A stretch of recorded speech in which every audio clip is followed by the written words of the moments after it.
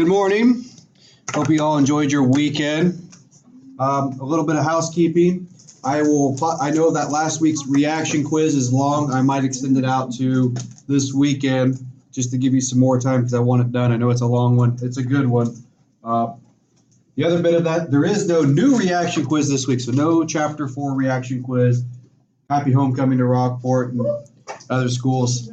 You get to embrace our awesomeness. So, I'm kidding. But that being said, no Chapter 4 reaction quiz this week. There's a lot. I know most schools in our conference anyway are off Wednesday for the PD day. So, quiz will be posted probably Thursday evening, and then you can work on it when you see fit and have it done normally.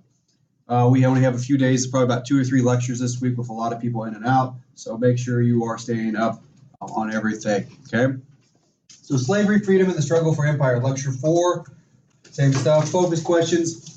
How did slavery differ regionally in the 18th century? It still sucked everywhere, but how did it differ? What were the meanings of British liberty? How did the Great Awakening challenge structure in the colonies? And what was the impact of the 7 Years' War, or also known as the French and Indian War? Things that we've talked about throughout all my classes I've taught you in government and American history, but to different degrees, okay? Introduction. I'm not even going to attempt to say this guy's name. I'll call him O. Was kidnapped by slave traders. He was renamed, though, Gustavus Vasa. Learned to read and write at school in England, so he got an education. He was finally able to purchase his freedom and lived quite a life. In 1789, he publishes a book called The Interesting Narrative of the Life of O, or Gustavus Vasa, the African. This is an interesting story of the 18th century, and one of the earliest primary sources you're going to see from a slave perspective, okay? This becomes a pretty decent hit. He does, one thing that's interesting is he's able to purchase his freedom. Now, he was acquired by Englishmen, and that's an important note. Do American slaves gain the ability to be free? Typically, no. That is one of the biggest difference between the American slave system that will develop and compared to other parts of the British Empire and in the Spanish Empire. But this Gustavus Vasa is very interesting because he details in his book, I have not read his book, but I've seen accounts from it. He basically details how he was kidnapped as a child, taken to a slave trade post, was sold. I don't think his master was overly terrible on him, like treated him pretty fair. He got an education. Most slaves did not get education, and he was able to purchase his freedom and understood a lot of things. And then he wrote a book. So quite the story about it. Now, introduction side too, just to kind of a little bit more stuff here. There's a lot of information in this chapter about slavery. The colonies are growing much more rapidly and changing quickly in the 1700s or the 18th century. Ideas, people, and goods were flowed back and forth across the Atlantic Ocean at a high rate. We often call that the Columbian Exchange for that period, or that triangular trade that developed. Replicated a lot of British life in the colonies. If you are going to be in the colonies, you want to emulate your fellow brethren or sisters in England. You want to mimic them. They also were serving the empire's needs by having money and the ability to do a lot of British-like things, such as drinking tea. The ironic notion of freeborn Englishmen was in the colonies, but yet the height of the Atlantic slave trade in the 18th century will come to bear. So they have these notions of freeborn Englishmen. Okay, I'm born free because I'm English. This becomes predominant in the colonies. This is the mindset they see. I'm a freeborn Englishman and I have rights.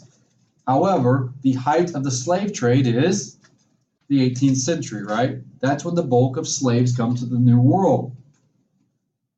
So it's a contradictory thing. Now, the way they justify it, and I think that gets into this a little bit, is they don't view Africans as even any level of human, and that's where it's really becomes a huge issue, and that's where they separate people from color and all that. Because historically, you look at thousands of years, I was even talking to my wife about this the other day, Africans are not necessarily treated any differently for thousands of years. They're another group of people. But fast forward to the Western Europeans and the British and here, now they are inherently different. Slavery in the Empire 1. Of the 10 million Africans transported to the New World between 1492 and 1820, more than half arrived between 17 and 1800. So meaning over 5 million slaves are going to come to the New World in less than 100 years. I know we were talking about how map's the death of us right now, so I'm not going to convert that out what it is per year average, but that is still pretty sizable. You know, if you look at it per decade, that's 1 million per decade. Every 10 years, there's 1 million new slaves in the colonies, just from importation. That's not including birth in the colonies. The rapid growth of commerce spurred the demand for slaves in hot commodity fields, primarily the West Indies, the fields of sugar. You also have the tobacco fields and the rice and indigo fields along the Carolinas. Atlantic trade. Caribbean remained the commercial focus of the British Empire in the 18th century. We talked about many times talking about triangular trading routes and that Columbian exchange. Profits from slavery in England and the slave trade stimulated the rise of ports like Liverpool and Bristol. Liverpool should be capitalized in there. In England. So if you look in England, major ports, Bristol and Liverpool, are going to thrive because of that slave trade, all that regulation. Also helped finance the early Industrial Revolution, the manufacturing rise in England, and why the English will be one of the leading countries as far as textiles and manufacturing early into the 19th century. John Woolman, the idea of slavery being connected with the black color and liberty with the white color will become mainstay in this period. So they're going to associate class structure, slavery to a color. It's not going to be, everyone can be a slave, but blacks are slaves, whites are free. African slave trade. Only a few African societies opted out of the Atlantic slave trade. A country called Benin did this for a time.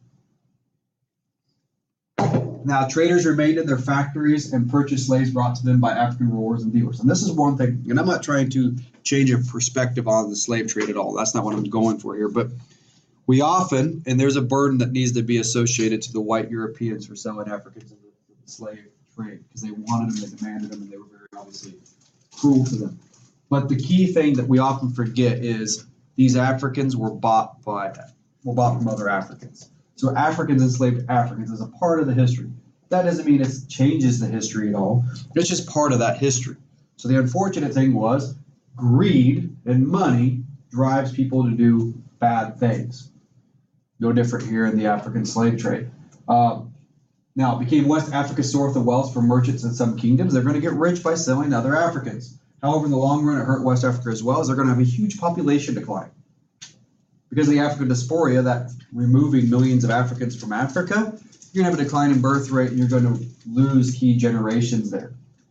Losing thousands of young people in the prime of their lives is also going to hurt as far as intellectual creativity and just the concept to have stability in that region. Plus, not to mention the fear of other Africans coming and raiding your home and selling you. Now, the Africans are not the only ones that are going to go out. The white Europeans definitely did do raid parties to acquire slaves, but the whole idea here is this is a terrible institution that gets very commercialized into the 18th century. Slavery in the Empire, number 3, the Middle Passage. Wait. Lost my spot here for a second. Oh, I guess it didn't, this should be called the Middle Passage right here. For some reason, it didn't. So slavery and empire, number 3, it should be a big, bold thing. This is Middle Passage, just for some keeping track of the lecture there in PowerPoint. The Atlantic crossing, the second or middle leg of the trip, was the trip from Africa to the New World. Very deplorable conditions. Smallpox, measles, and other diseases are very common. 1 in 5, so you're looking at probably about, 22%, died. That's pretty high. 1 in 5, so if we in this classroom, we have 8 here, 9. Almost 2 of us would probably die on this voyage. So if we got on a ship, went across, 2 of us would most likely die. Now, ship captains were known to throw the sick overboard in order to prevent the spread of epidemics. So we have one person, they would get sick. JC, I'll take you because you've been sick just like me for this. You or me, we were both sick last week. We're starting to get a little bit better now. Now, obviously, it was probably allergies based, but if either one of us got the flu or the smallpox or whatever, even though we're not dead yet, better safe to be sorry, you're going to get overboard so you don't infect everyone else. So obviously, we know that probably wouldn't stop because that by that point, everyone's probably infected. But that was some of their mentality to try to stop disease. Only a small proportion of slaves came to the mainland North America, or 5% in this key period early on. Like I said, 95 was going to the West Indies. The vast majority landed in Brazil or the West Indies. Brazil is one of the leading coffee producers in the world now. I don't know what the coffee production rate was then, but they have a very tropical climate to grow such things as coffee, sugar, and others. Constant death rate and high demand on sugar plantations kept this importation very, very high. High attrition rate will lead to high importation rate of this cheap labor. 400 to 600,000 slaves are imported to what would become the United States during this period. So, though the bulk of slaves do not come to North America or the United States, there is still a significant amount that are coming. Once again, if you look at this map, if you're following on the PowerPoint, you can see this map. The West Coast, Senegal, Gold Coast right here, you have trappers, traders coming down here to get slaves. They take them over to either Brazil, but the bulk are going to come up here to the West Indies, Hispaniola, Cuba, modern Jamaica, all this area to work the sugar plantation. And then if they needed some more slaves up here in the North America colonies, they would divert a group up here to do tobacco, cotton, etc. But the point of this is what we call the traditional triangular trade. It's not a perfect trade route, but you can see there is this movement of goods all over the Atlantic. It's probably better to call it the Atlantic Trade Network because it is a lot of moving parts. The key, though, is for the British colonies, whether it be the West Indies or Virginia, all trade was regulated through good old Mary London, or the mother country of England, right? Bristol, Liverpool will be the primary places that a lot of these products people will be going in and out of. Slavery in the Empire, number 4. Now this would be the Chesapeake Slavery bullet point in your notes if you're following along on the PowerPoint. By the mid-18th century, 3 distinct slave systems. So you're going to have, within the slave network, you're going to have 3 different slave designations. The way to think of this is there different workers or mentalities of workers on farms? Yeah, you have common work hands, you have more established work hands that have been there for the same farmer for years, and you have the farmer himself, right? Or even in a business or a school, you have lower end teachers, you have administrators. Any business, you have a hierarchy, right? And depending on where you teach, it also makes a difference. Are school environments the same in Rockport, Missouri, as they are in Liberty High School in Kansas City? Or even Archeo and Rockport? I can tell you I've been in both. There's a drastically different, and I'm not here to debate which is better or worse. Same as Fairfax, Mound City, etc. I've observed in other schools. I've been part of other schools. I've taught, obviously, Fairfax for 2 years. Actually, Fairfax and Rockport are very similar. You'd be surprised on that, ain't you? But the point of that is, I hope you appreciated that, Max. I know you're watching. That being said, as far as most of the rural schools, we are similar. But you start going around the country, you go to Georgia, Texas, whole different culture. You go to the coast, you're going to be in for a different culture, right? That being said, slavery is regional. Get your chips destroyed right there, crushed. Just go for it right now. Just get it over with. Yep, I got it. Okay. Ashley. Now, 3 systems right here. Tobacco-based plantation slavery in Chesapeake. The tobacco becomes one of the very simplified. You're working tobacco fields. That will lay the foundation for a lot of the Virginian mentality towards slavery. It's very harsh. It's not necessarily overly welcome, but it is not tropical. Your death rate is going to be significantly lower in Virginia than it's going to be in the elsewhere in the empire. Rice-based plantation slavery system. And oh, by the way, Virginia, the Chesapeake area, they tended to be more hands-on with their slaves. Where the Carolina and Georgia, you're going to have what they usually will call like a slave driver or manager that will oversee a lot of things, and they're not going to necessarily be in the day. They're going to keep the owners away from the slaves. So you're going to have more of a middleman there. Non-plantation slavery, New England, the middle colonies. This is more of the butlery. The butlery, or like servants, like people like would work in a house. So if you're a slave, the place you want to end up, without a doubt, is what? This non-plantation system, right? Because you're working in a house, you're working in a kitchen, you are going to be well taken care of because you are expected to take care of children, take care of the food, take care of the house. So you're more of that servant role. The worst, so tobacco to plantation, kind of, it's not necessarily the worst of the best, but it's similar. Like I said, the tobacco farms, you're usually going to have the owner very present in the day-to-day operations. The rice-based plantation is the foundation, what become the cotton. Is the owner out there amongst the slaves? No, he's too good for that. It's too dirty work. He's going to have an overseer manager managing all the slaves of the farm while he goes off, does chivalrous things with his wife, the Southern Belle mentality in the big white house. Now, largest and oldest was near Chesapeake, where more than 270,000 slaves resided in 1770. Half the population of this area is going to be slaves. They moved further west from the Tidewater region in South Carolina, along to the Piedmont, further inland. This is going to be where you get those more inward movements, more defined plantation systems. There's going to be some more smaller farms there as well. But the idea is slavery is also moving west. It's not confined to the east. Most worked in the tobacco fields, but thousands others worked other skilled jobs as well, whether it be carpentry, mason work, iron works like a blacksmith. But they're going to keep moving further and further west. Slavery and empire, number 5. This is going to transform the Chesapeake society to an elaborate hierarchy of degrees of freedom. Now, this is the hierarchy for the Virginia area. If you notice, this is going to carry over for a couple hundred years, and this will be a defining moment in the Civil War where it'll have some huge impacts, and we'll talk about that when we get to the end of the course. You have the large planters. These are people that own the plantations. They're the millionaires. They have large estates. They have hundreds of slaves. They are very well to do. Beneath them, you're going to have the lesser planters, the medium farmer. They're going to have a decent sized plantation with some slaves, but they're not huge. They're not large operations. This right here, the large and lesser planters, small percentage of the population.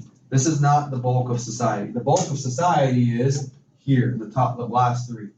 Land-owning yeomen, so family farms. They might have a servant, but most likely they own 0 slaves. That being said, do you think these people wanted to own slaves? Yes. Did they respect the slave system? Yes, because they wanted that ability to try to get better. That being said, most of them will never, ever own slaves. Convicts, indentured servants, tenant farmers are number 4, and just convicts are even higher than slaves. Slaves are the bottom rung of this whole hierarchical system that emerges in Virginia. Violence was at the center of slavery. Slaves will be kept in check into the Virginia region by force. If they run away, they'll be beat. If they don't obey, they'll be beat. At this point, race took on more importance, and free blacks found themselves losing rights and treated unfairly. Thus, they are not going to separate race and slavery. They're going to be, if you are black, you are a slave race, even if you're free, thus you're going to be treated the same. There's no distinction made there. Slavery and Empire 6. We've got one or two more slides on this aspect. The Rice Kingdom. So you had the tobacco system in Virginia, the Chesapeake area, Chesapeake Bay, the introduction of rice, the development of large-scale importation of slaves in the Carolinas primarily. Also indigo, which is a dye color, will push the large-scale cultivation of slaves into their area. They required considerable capital investment and large amounts of land to grow rice. We often don't think about rice being grown heavily in the United States, but it is. Rice farmers in the Carolinas own far more land and slaves than their counterparts in Virginia. This is also true leading all the way up to the cotton industry in the 1800s and 19th century. Thus, they were always going to outnumber the Virginia counterparts as far as the amount of slaves, the scale of it. Since there was higher chance of disease in rice fields, planters often left their control to these overseers. And even sometimes they would have good behaving slaves to be put in charge of other slaves. That being said, do you think this chance of disease the owner wants to be out there catching a virus or disease or anything. No, they're going to stay back on the family plantation or the house and manage and not be caught up in this crap. The Georgia experiment. Now, Georgia, one of the last, I actually think it might be the last colony to be formed, is going to be formed out as a kind of a buffer zone. Founded by a guy named James Oglethorpe, a wealthy reformer who sought to improve conditions for imprisoned and debtors and abolish slavery. He is going to want a place for basically a new start, a safe haven. London supported it as a buffer zone to the Carolina and the Indians and the Spanish. The Spanish had what was pretty much the area that we would call Florida. And then there was obviously a lot of Indian tribes in the area. So they allowed Georgia to be created. Initially, slavery and liquor were banned. He wanted to keep slavery out, but by 1751, it became a royal colony. And in many South Carolina, with this idea of slavery coming in and establishing more of a hierarchical system that the Carolinians had. The whole point here is Georgia was created as a buffer zone, but then it becomes a normal colony later on. Think of it as Australia of the 1700s, except it's not a giant continent by itself. Slavery and Empire 7. Slavery in the North, far less important in the North, only small farms, very small proportion of the population, New England area, Massachusetts, Connecticut, Pennsylvania, that whole area, New York, very small percentage of slaves are going to be up there. They actually, for a time, could bring suits in court, testify against white-owned property, even have severe punishment to protect slaves. That being said, most were domestic workers, and it's a very small percentage of the population, so you don't have a lot of slaves being protected and all this in that area. So you have a regionally different mindset for slavery across the board. Now, slave cultures and resistance, we'll do probably a couple slides here, maybe about 3 or 4, and we'll be done for today.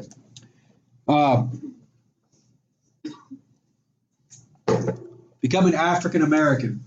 There were nearly 300,000 Africans brought to the mainland colonies. Not one single person or group is going to be taken.